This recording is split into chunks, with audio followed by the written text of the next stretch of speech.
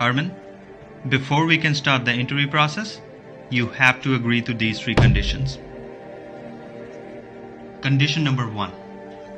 There will be no minimum payment for your work. There will be days when you will make a lot of money, and there will be days when you will make absolutely nothing. Condition number 2. If I don't agree with you on something and totally take advantage of you, you are not allowed to go to the court. Condition number 3. Whatever you bring into work, be it food, machine, or anything, they are mine, and I can do whatever I want with them. Agree to these terms, and we can proceed. What if I don't agree to these terms?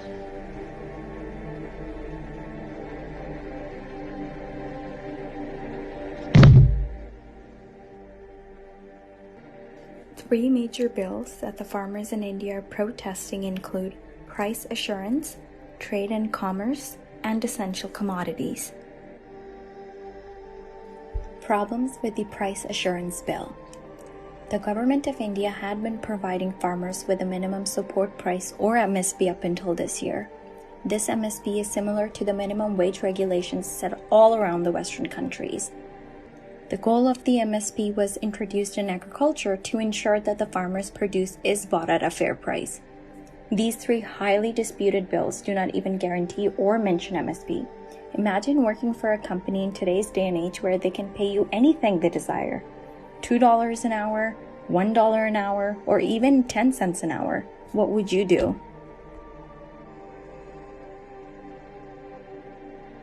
Problems with the Trade and Commerce Bill, or in other terms, eradication of the Agricultural Produce Market Committee, or APMC. The government of India had established APMC markets for the farmers to sell their produce at least at the minimum support price or MSP set by the government.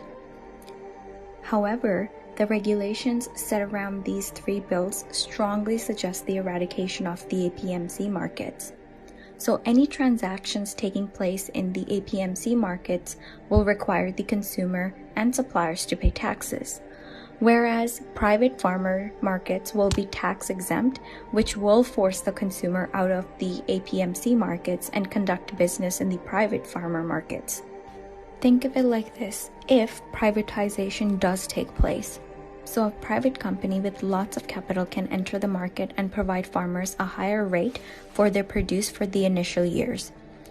This will result in the closure of the APMC markets, which provide the farmers with MSP, as no business is being conducted in the APMC markets.